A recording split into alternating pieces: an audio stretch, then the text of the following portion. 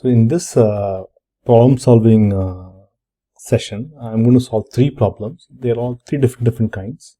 So one is a standard calculation of expected value using linearity expectation, and so from application point of view. Then we will do one problem on joint distribution of random variables and finding some functional expected value. The last is we will try and go back to normal random variables and revisit them to compute their probabilities and means and so on. Okay, so now let's begin the first problem. The first problem is the following. I have let's say an AquaGuard machine at our house. Okay, so the machine will require a repair every now and then. The repair costs about 400 rupees. So let's say now, let's assume that the machine requires about 3 services per year. Okay, and the standard deviation on the number of services required is 1. So why did I put standard deviation? Is because sometimes your water quality might be different in one house, other household. There's some variance there. So some machines might require up to 5 services or 4. Some might require only 2 or even nothing. So I just gave it a standard deviation and I made random variable. Suppose you were a household person and you were asked to find the expected value of the cost per year, right? Or the standard deviation of the cost per year. So you incur costs per service and you want to know how much budget to set aside. Then I can ask you a different question also, like how much budget should we set aside so that the costs are covered at least 75% of the time. Not every time, but 70% of the time. That's what you want to say. So let's try and answer these 3 questions one by one. Okay, let's answer A first. So let me write down A. So let me the answer for A. Write a different color. Sorry about that. Come here. Let me write answer for A.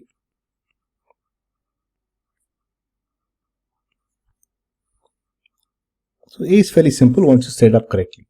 So what does A tell you? A tells you that you need to find the expected value of the cost, right? That's what A is. So A is expected value of the cost per year. So let's set up correctly. So what we say is let X be the number of visits per year. Now a number of repairs, let's say. Okay.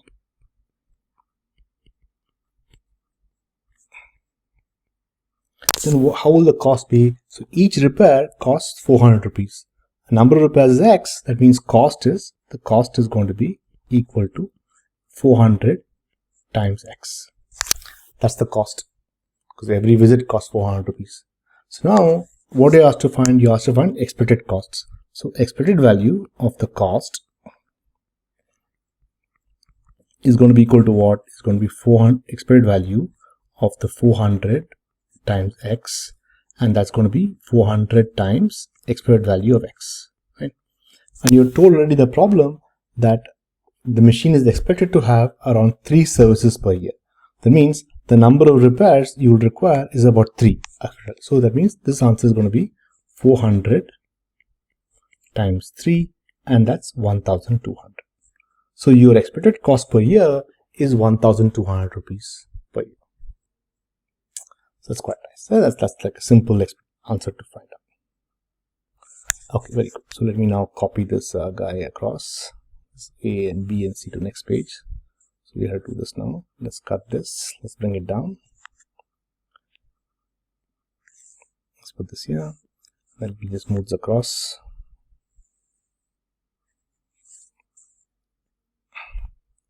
I'll leave it there. That's easy, right? Let's start with this now. So let's try and solve B. What is B? B says find the standard deviation of the cost incurred per year. That's what B is. Question B is. So let's write that down.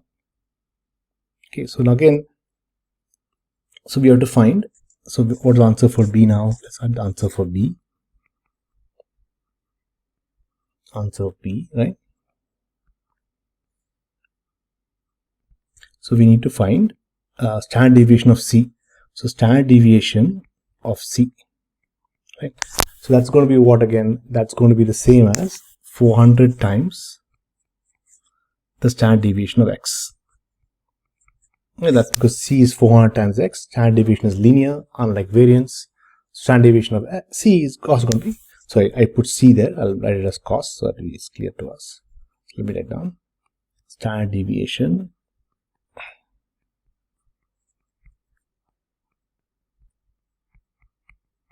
of cost is going to be 400 times the standard deviation of the cost of X itself, right? That's what the property standard deviation we can use, right? So standard deviation of this is going to be this, right? Very good. So what is that going to be now? So now I have to, once I find the standard deviation of X, then I can go plug that in to get the answer. Let me move this down so it's clear a little later. I'll come back to this. So how do I find standard deviation of X? So we know that variance of X, variance of X is just going to be E of X squared minus E of X the whole square. That's what the variance of X is. So now what is E of X squared now? E of X squared minus variance of X. Let me know. And then standard deviation of X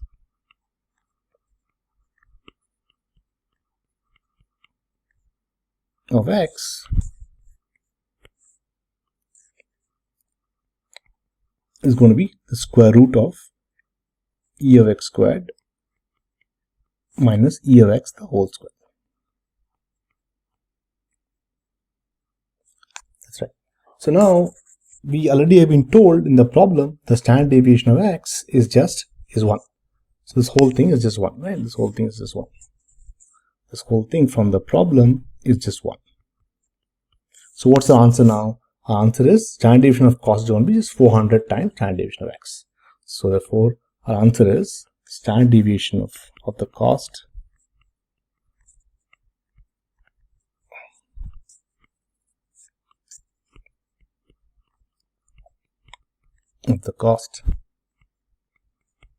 is going to be equal to 400 times 1. So that's 400. So standard deviation is 400. So your effective range is going to be 1200 is the mean cost, and the standard deviation is 400. So your effective range is going to be 1200 plus 400 up to 1600 you can incur, and 1200 minus 400 is 800, so up to 800 you can incur on the other side. So that's broadly the answer. So next one, let's see the next one. So next one says what you have to do, you have to find how much budget should we set aside so that you're covered at least 75% of the time. So the chance that you can cover the cost is 75%. That's what you have to find out, right? Now I will use, this is an application of Chebyshev's theorem inequality. So let me write that down. Answer for C. So we know that the chance that C minus the expected value of C, right, is bigger than K times the standard deviation of C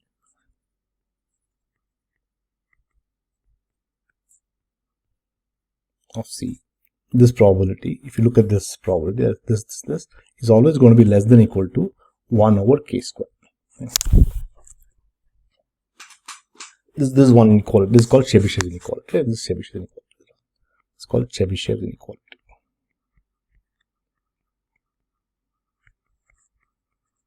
So I will try to use this because I do not know anything about the distribution. So I have to use something like this to answer the question.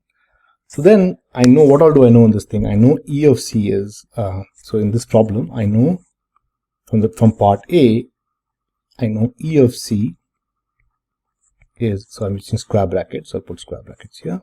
E of C is 12,200, and from part B, I know standard deviation of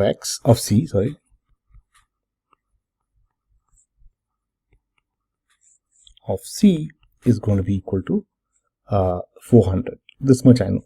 Right? But what do I want to know? I want to know the chance that, so I want to know, so what do I want to know? What's the question? The question is, I need to find, let's say A, such that the chance that I'll cover, that means my budget C, my cost is less, suppose A is the budget, so need to find budget A. So need to find budget A such that the cost is less than the budget, because that's when you're covered, and the probability cost in budget should be at least 0.75. This is what the question is asking, right? To do. Very good. Let me try to see if I can paste the page. No, I can't paste the page. Let me go back here. Let me go and copy a page. Select, copy, done, close. We paste the page here. Okay, it's come. Very nice. So now what I want to do is I want to find A, but it said probability of C less than A is 0.75. So I'm going to try to use this equality one, equation one here. I'm going to try to use one. So I want to use one. So we use one. How do I use one? In one, I know the following: probability of C minus expected value, which is 1200, is bigger than or equal to K times 400 is less than or equal to 1 over K squared. This is what I have, right? But here, what I do, I know that this particular guy, I want to relate to this 0.75 here.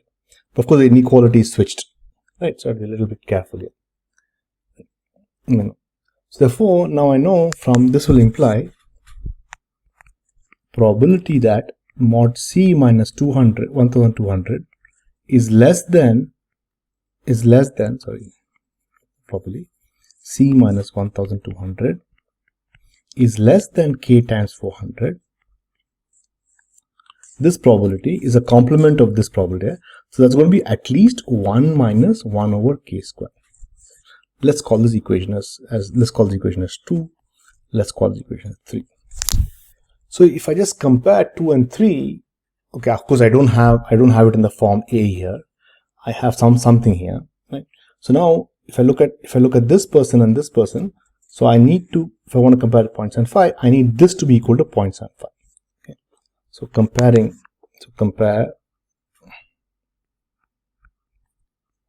2 and 3, your first observation is 1 minus 1 over K squared should be equal to 0.75. That's the first observation to make. Very nice. So that means this will imply that K should be equal to, let's do the K calculation. What the K going to be equal to? The K is going to be equal to, I think if you do the calculation correctly, you just get 2. That's what K will be equal to. So now 3 tells you probability that C minus 1200 is less than, K is 2, less than 800, right? That's what C is, right? C 800 is at least 1 minus 1/4 is 0.75. This we know. But what is the objective? Our objective was to find an A such that probability C less than A was 0.75. So the way we'll do this is the following. We'll write this guy this is the same as the probability that, what is C now? C is going to be bigger than 400, is less than C, is less than 2000, is at least 0.75. But now, if I throw away this part, that will just make the probability larger, because that's just a thing. So if the intersection itself is going to be bigger than this, so that means this will imply the chance that C is less than 2000 is also going to be within 0.75. So I'm just taking a larger probability event. Right? Very good. That means we can take, so our budget can be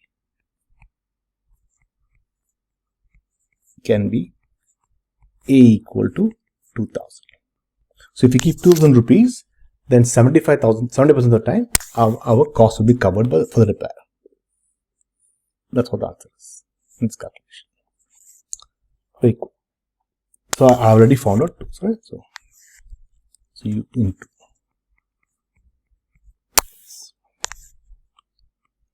Very good.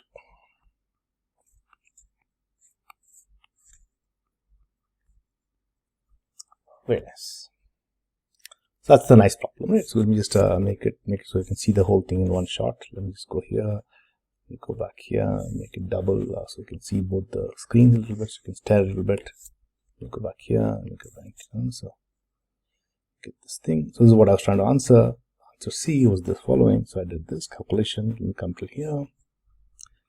and I start off with understanding what the standard deviation variance was. So I'll start with it. So let you think about it. So the first problem was that I had to find the standard deviation expectation, which I found, right? Which I found to be in the first case I found to be 1200, right? Because it's just 400 times x. Next, I went and found the standard deviation of the cost. That's just 400 times standard deviation of x, which is just 1. So I get 400. And then I had to do this problem in which I had to find the a for which probability c less than a is 0.75. But for this, I was going to use what's called the Chebyshev Inequality, which says that c minus ec bigger than k times standard deviation is less than 1 over k squared. Right. So once I do this, I get the answer that I do this calculation. So then I need 0.75 here, the bigger than equal to. The Chebyshev inequality has a less than equal to. So I take the complement of this event. So I get probability c less minus 1200 less than k times 400 is at least 1 minus 1 over k squared. So once I have this, I have to compare 2 and 3. So I compare the two right hand sides. So 1 minus k squared, 1 over k squared should be 0.75. So if I do the calculation, I just get k equal to 2. Right? So once I have k equal to 2, then the problem becomes quite simple. I know that if I plug in k equal to 2 here, I get 800 on this side. If I plug in k equal to 2, I get 0.75 here. That's what I have. So I get probability that c minus 1200 is 800. That's same as saying c is between 400 and 2000. Now this has two intersecting equivalents. C is bigger than 400 and c is less than 2000. So if this itself is at least 0.75, just c less than 2000 alone will be at least 0.75 as well. So I can take my a to be 2000. If my budget is 2000, I'll be covered 75% of the time. That's what the question is about. Very cool. Okay, very nice. So now I want to do the second question. The second question, what I want to do is I want to just do a simple calculation using joint densities and find a functional expression of the function of the random variables. Okay, let's see. The first thing I do is that now I have two uniform random variables. Let's say L is some positive number, uniform 0, and they're independent, x and y independent. Now I have to compute E of m, where m is the absolute value distance between x minus y. So how do I do this problem? So let's go step by step.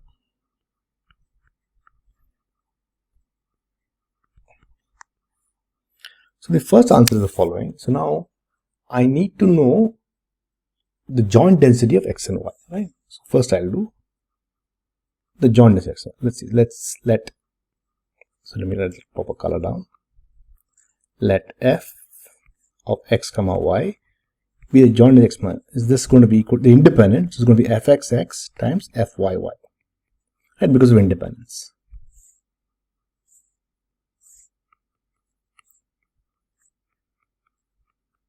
Very cool. So that gives you that of x and y. Right, that's one.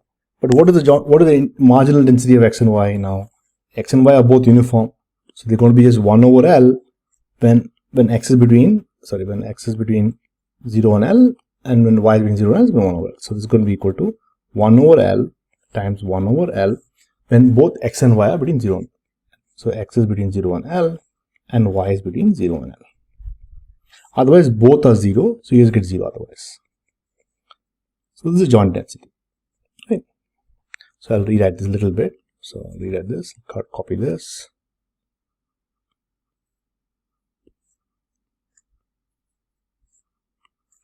One L squared and then f of x comma y.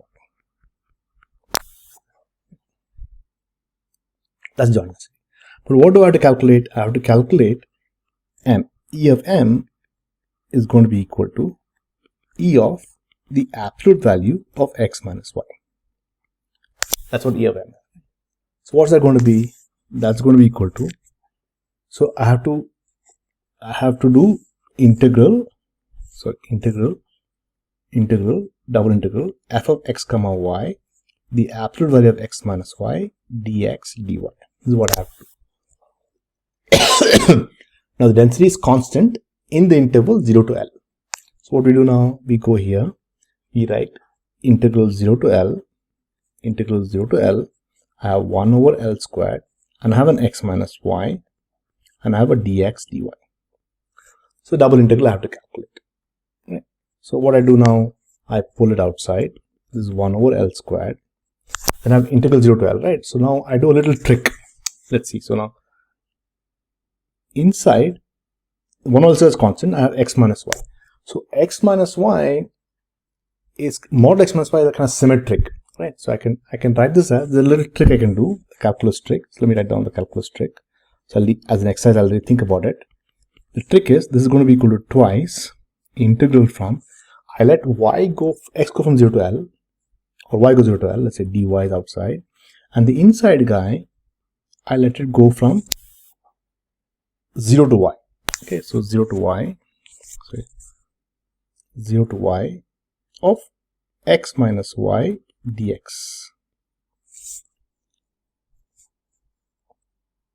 This is y minus x, I'm sorry, this is y minus x. Right. This will be y minus x. Because if x is less than y, absolute value of x minus y is y minus x. So that's the first trick you do. You write it as twice the integrals from, because it's symmetric x and y, so I can think of it as twice from 0 to L, y goes 0 to L, x goes from 0 to y, or y minus x. That's what I get there. Once you have this exercise done, then the answer is fairly straightforward. You just calculus 1 over L squared, and inside you'll just have L cubed by 6. 2 into L cubed by 6. That's what you'll get. It's a simple exercise you can do. And this will give you, the answer will be just L by 3. That is the answer. I'll make it more.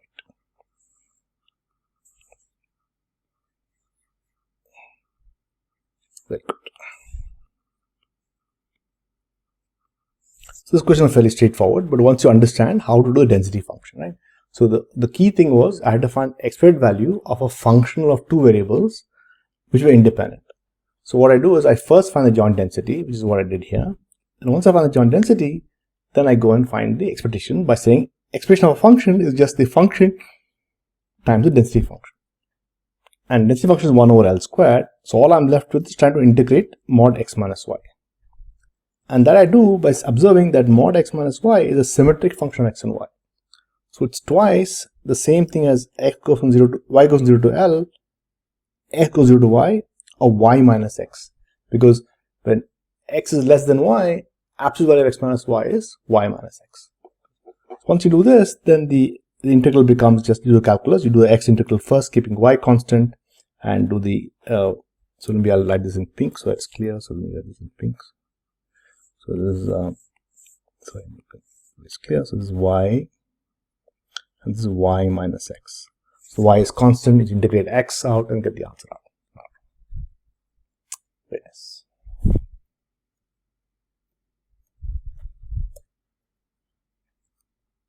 Very good. So my third problem now is the following. It's a nice problem. So it's a very important problem in applications, and it comes up everywhere. See, suppose I have written it in some form, but this sort of idea comes up everywhere again. Suppose E is amount of energy in a battery. Okay. Of course, you make batteries, and then you make it in a certain fashion from a machine. And let's say the average energy is going to be mu just stored in the battery of so many joules, and sigma squared is the variance. And I model it by a normal random variable with mean mu and variance sigma squared. So suppose I know this, I don't know what mu is, I don't know what sigma squared is. But I'm told two facts. The first fact I'm telling you is that 7% of the batteries have, 7% of the batteries, right, have less than 15.5 joules. Okay, that's one fact. Then I go and tell you something similar, different. I say 10% of the batteries, right, have more than 16.3 joules. Okay, that's the key. So I give you two facts for the batteries. One is that 7% of them have less than 15.5 joules, and 10% of them have more than 16.3 joules. So two facts I'm giving you. Now from these two facts, can you find out mu and sigma square? That's the question, right? So let's do a question. Let's do answer.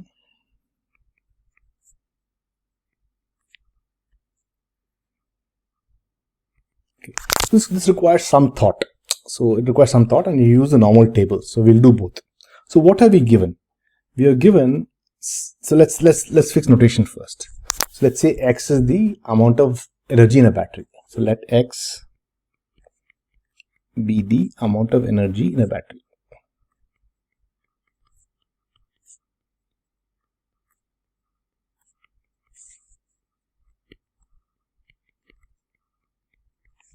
Right, yes. Now what I do is, now I know mu is E of X and sigma is standard deviation of X, right? So let's write down. So now we know that, we also know that mu is expected value of X and sigma is standard deviation. So I'll write it as square root of the variance of X. This is what we know. And we have to find out what mu and sigma is. And we also know that X is normal with mean mu and variance sigma square. That's the first thing we're given, right? The next thing we're given is this pink and orange facts. So what do the pink facts say? The pink fact says probability that X is less than 15.5 is 7%, right? So the pink fact says. So the pink fact says probability that X is less than 15.5 is 0.7%. That is 0.07. So the pink fact says. What does the orange fact say? The orange fact says X is bigger than 16.3 is 0.1. So orange fact says probability that X is bigger than 16.3 is 0.1. Very good. So there are three facts that we have. From these three facts, I should be able to find out mu and sigma is what I should do. Okay, of course, this is, I'll leave this here and I'll put this. The fact is X is normal is one fact. From this, I know mu is EX and sigma squared variance X as well. But I need to find out mu and sigma from these three facts: normality and the pink equation and the orange equation. So what you have to do is you have to go to the normal tables and try and see from this can you find out mu. Okay, so let's go to the following. So let's do one more thing. Let's copy the page again. Let me see if I can find a page. Very good. I have a page. Let me select this page. Select, copy, done, close. Paste this page again. Very good. I have one more page extra. Very nice.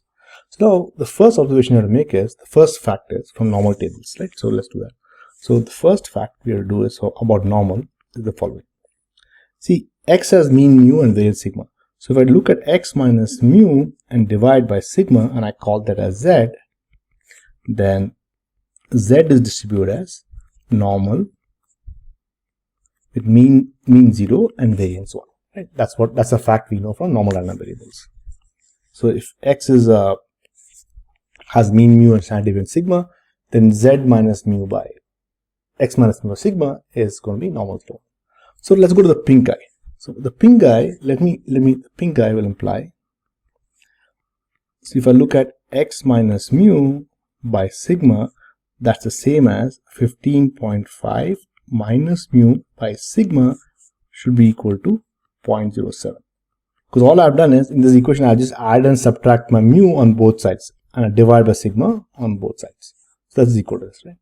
So that's the same as saying, since this is normal 0, 1, that's the same as saying probability that Z is less than or equal to 15.5 minus mu by sigma should be 0.07. So this is one fact we have.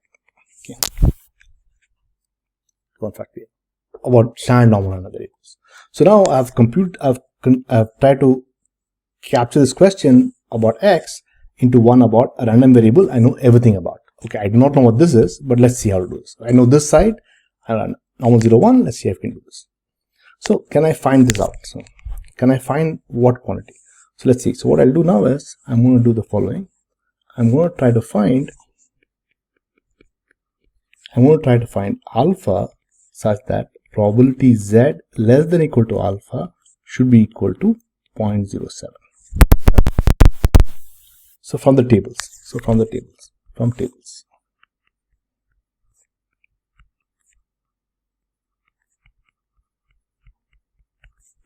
So I think I have a bunch of tables here. Let me go down. I have the tables here, right? So what does this table do?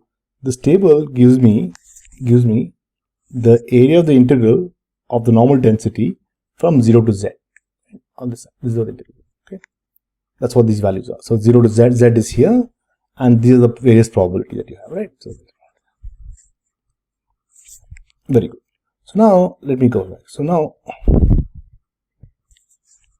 me go back here. So what's the orange thing doing? The orange thing is, so let's say I plot this density function like this. So the density of normal 0, 1 looks like something like this, like this, like this. So let me move this across. The peak here will look like. Very nice. So I come here. Now I want to know this 0.07, right? This number is 0.07. So alpha will be somewhere on this side. So I want to know, sorry, this is alpha somewhere here. So let's say alpha somewhere here. So alpha is a negative alpha, so I'll put negative alpha. Alpha is positive, so that's that. This is 2, so it's going to be very, very small. So I need to find this guy. So this area is 0.07. But what do I know from normal density? For normal density calculations, I know that the curve is symmetric, right? So now I can make it this way all the way. I can say this guy here is also area 0.07, and this number here will exactly be alpha because it's symmetric. The normal area of the normal curve is symmetric. And what does the table tell me? The table gives me the pink area. The pink area is what the table gives me. Both tables. The table gives me 1 over root 2 pi 0 to z, 0 to alpha, e to the minus z squared by 2 over root 2 pi. So root 2 pi already is there, sorry, dz. This is what the table is giving me. Right, this area. So, but I know one thing. I know this whole area is 0.5. Right.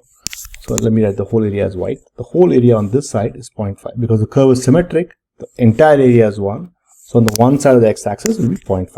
This we know. Right. Now I have to calculate what the pink region is. So the pink region is going to be what? So let me write it in pink. If the whole white region is 0.07, the pink region is going to be, when we come here, the pink region is going to be 0.43. Okay.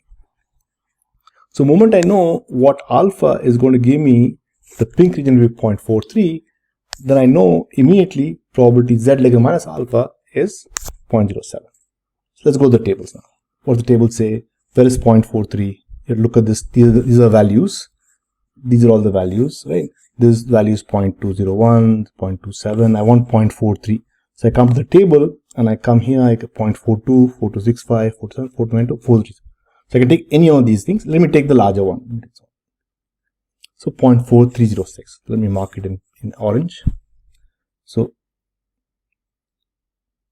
I know if z is alpha is equal to, so from the tables I know alpha is equal to alpha is equal to what now? Let's see. Alpha is equal to 0.43. This is 1.4 here, and it comes here, and this is 0.08. So alpha is 1.48. This number corresponds to 1.48. The tables are. So I come back here. I get alpha is equal to 1.48.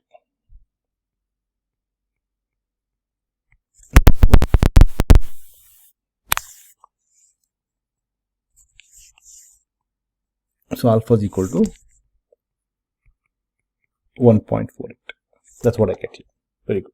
So now I know that the probability. So now let me call this as 3. Let me call this, let's say 2. The equation is 2. If I compare 1 and 2, I need minus alpha to be the same as 15.5 minus b over sigma. Only then both 1 and 2 will match up. Right? That's the first thing. So therefore, so compare 1 and 2. So let's call this as 3. So compare 1, 2, and 3. So let me make it bigger. So compare 1, 2, and 3. So compare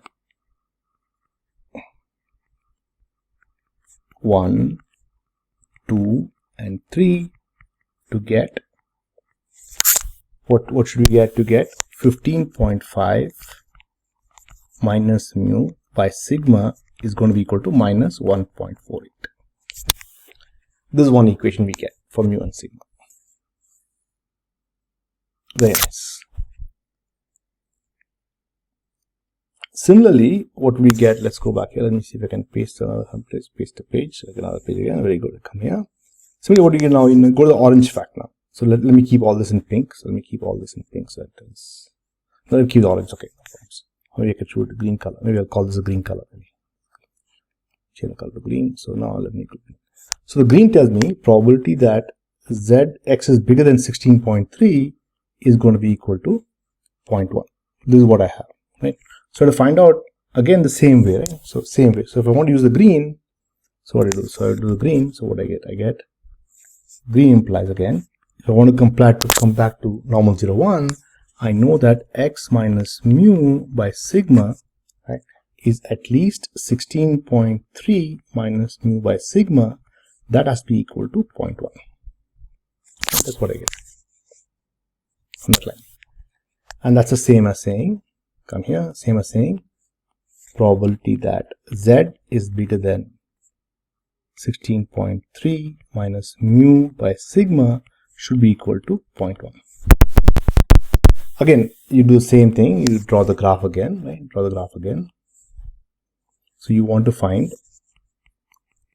and let's say a beta positive, such that probability that z bigger than beta should be equal to 0.1. It's the same thing. You come to this thing. Here is a little easier because you only one side probability complete. You come to the curve right here. You have this point beta here, and you want this area to be 0.1. But again, you know that the tables give you this pink area. Like before, this whole area was 0.5. So this area should be 0.4. So you want to find beta from the table such that this area is 0.4. That's what you want. So you go to the table again. Let's go to table again. So where is 0.4? So you go to 0.4. 0.4 is somewhere. It's like 0.4. No, sorry. This whole area is right. This whole area is. This is what you want. This is 0.4. Very good. That's right. So there's 0.4 now. 0.4 is somewhere here. So 0.4 is somewhere here. 0.3. You can take either of these guys. 0.397. Let me take this one. Let me take this one. If I take this one, what do I get now? I should make it green. This is what a green is. Oh, it's okay. Pink is not a problem. So I get this is going to be equal to what now? It's going to be equal to, I have here, this is 1.2 here, and this point is 0.09. So I call it 1.29. The number is 1.29. So that's the integral value at which the number is 0.4. So that means my beta is, if I come back here, my beta is going to be 1.29. So let's call this as equation 5. Equation already 4 is done. Now equation 3 is done. This is 4. Let's call this as equation 4. This is equation 5. This is equation 6. And if I compare 6, let's say equation 7, 6 and 6 is here, and let's say this is 7. Sorry about that, 7.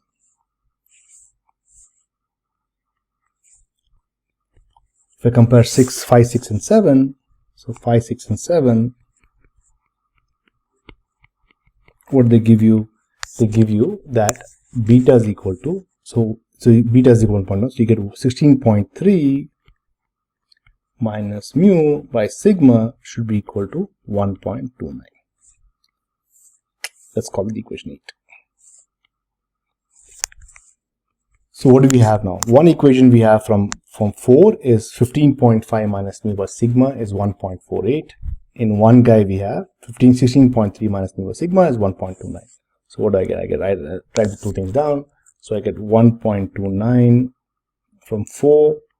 Get 1.2 from, not from 4, from 8. Let's say from 8. I get 1.29 times sigma. plus mu is going to be equal to 16.3. From 4, what do I get? From 4, I'll get, this is 1.48 minus 1.48. So I'll get minus 1.48 times sigma plus mu again is going to be equal to 15.5. That's what I'll get, right? So how do I solve this? So if I solve this, I'll get this only if I subtract the 2. If I subtract the 2, the mu goes away. So 8 minus 9 or whatever, 9 minus 8. Let me do 4 minus 8. Let's call this 9 and let's call this as 10. So 10. Let me subtract this and this together. Let's do 9 minus 10 will give me that sigma is the same as 16.3 minus 15.5, the whole thing divided by this plus this, right? So the 1.29 plus 1.48. That's what I get a sigma. You can work out the exact answer after that. I'm not going to do that.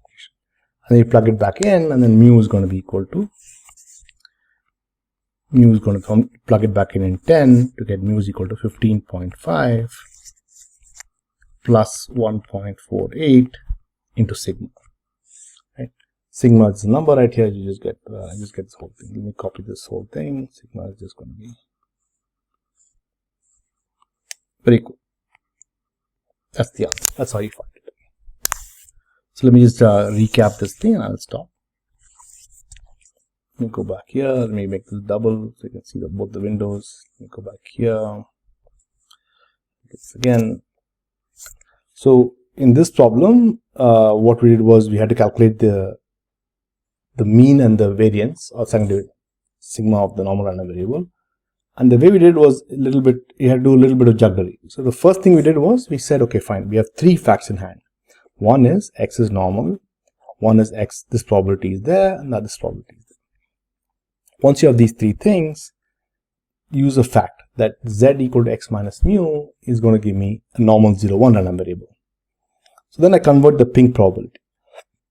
So I say pink probability is the same as doing this because I can subtract a mu on both sides, which is what I did in the numerator. I divide by sigma, it's positive, the inequality stays the same. So from the pink fact here, I get this pink fact. But then I know x minus mu by sigma is normal 0. So I get probability z less than 15.5 minus mu by sigma is 0.07.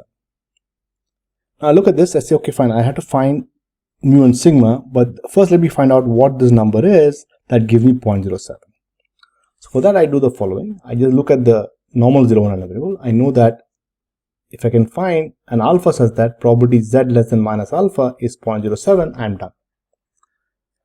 That's the same as looking at this graph, the normal density, the normal density curve, right? This area is 0.07 you want. The graph is symmetric, so this area also is 0.07. So then, you know, from the normal tables, you get all the pink areas, but this whole area is 0.5. So this area has to be 0.43. So from the normal tables, I can get that alpha is 1.48, which is what I did below. I went here and I said this is 1.48 is the normal tables. I get 0.43. Similarly, I can use the green guy to know that x minus mu by sigma is at least 16.3 minus mu by sigma, which is 0.1. And that's the same as z is bigger than this is 0.1. Now again, z is normal 0, 1. So that means same as finding beta, for which z bigger than beta is 0.1. But beta is right here and this area is 0.1. You know, the whole area is 0.5. So this pink area has to be 0.4. So from the tables again, I get beta is equal to 1.27. Let me write down here tables perhaps. Tables.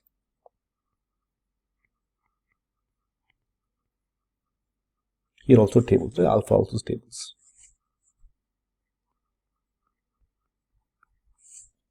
Very good. So once I have alpha and beta, I get 2 equations. This guy, by comparing 1, 2, and 3, I get, if I compare 1, 2, and 3, 1, 2, and 3, I get exactly this guy, because these two have to match, right? This minus alpha has to match this person right here. And alpha is 1.48, so I get minus 1.48 is the same as 15.5. Similarly here, if I match 5, 6, and 7, 7, sorry, let me undo this. If I match 5, 6, and 7, I get that 16.3 minus nu over sigma has to be equal to beta, which is 1.29. I get this. But if we look at equation 8 and equation 4, I get two equations in mu and sigma. So if I subtract 9 minus 10, I just get the value of sigma. I plug sigma back into equation 10, I get 15.5 plus 1. That's the answer. That's how you find mu and sigma. Okay, thank you.